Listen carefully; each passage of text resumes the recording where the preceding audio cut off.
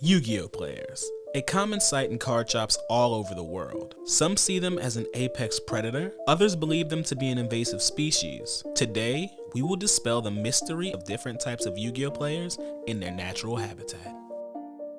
The Duelist combus, or the combo player, is the most high-strung Yu-Gi-Oh player. Its typical diet consists of excessive amounts of sugar and caffeine.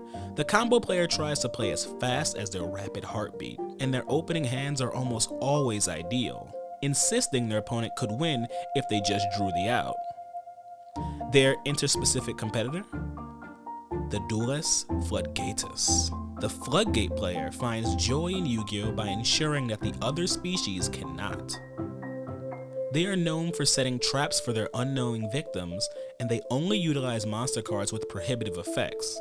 Much like cats and dogs, if a Floodgate player runs into a combo player at locals, sparks will fly as they hash out their irreconcilable differences, each insisting that the other is the problem with the game today. The Jackass of all traders loves playing Yu-Gi-Oh, but they also love every other card game too.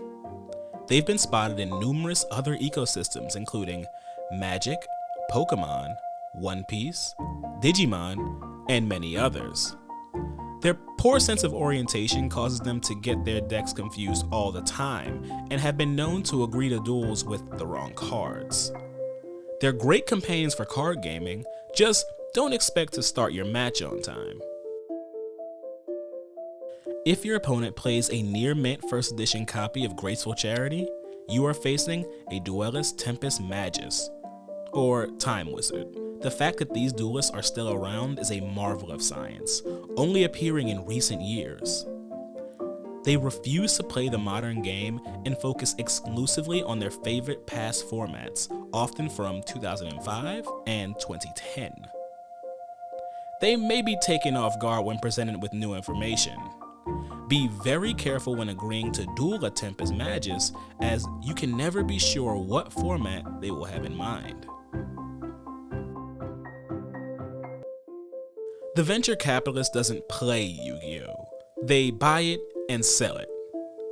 The Venturus Capitalis values money, and for some reason they chose Yu-Gi-Oh! As their primary means of investment. Despite not actively playing the game, these players are a keystone species. Their marketplace of cards supplies other players with the resources they need to play the game. But don't expect to make any money doing business with them. They are the only ones who make a profit. Look there, a lone Yu-Gi-Oh player is opening a box. This is a great opportunity to see the Duelist hyena in action, sure to appear whenever a box, pack, or even a starter deck is opened. They move in large packs with the singular goal of claiming the best pulls for themselves, despite spending no money. These hyenas distract the opener by constantly asking what was pulled and convince the opener to let them help open packs, leaving trash and an iffy account of the pulls behind. Exercise caution when approaching a Duelist Erratus. These Yu-Gi-Oh players may seem pleasant outside of the game, but it is inadvisable to actually play against one. These rage quitters' attitudes will quickly sour if they start losing a game. Recognizing the warning signs of a Duelist Erratus can be a lifesaver. They are known for their short tempers and large, violent outbursts with little regard for those around them. Approach at your own risk. If you spot a Yu-Gi-Oh player with Master Duel on their phone, you've come across the recently discovered Duelist Masters. Their decks are often from 2 formats in the past, and they believe a duel is over after just 1 round. They are most known for putting 3 copies of Max C into any deck that they build, and often get into confrontations with other Yu-Gi-Oh players claiming Max C is a legal card, and if it isn't, it should be. In their words, it is a necessary evil. A menace to any local scene is the Duelist Degeneratus. They typically show up with playmats that are at best not safe for work, and at worst, potentially illegal. However, they are not limited to just lewd playmats. Their sleeves and even their deck boxes are often just as obscene.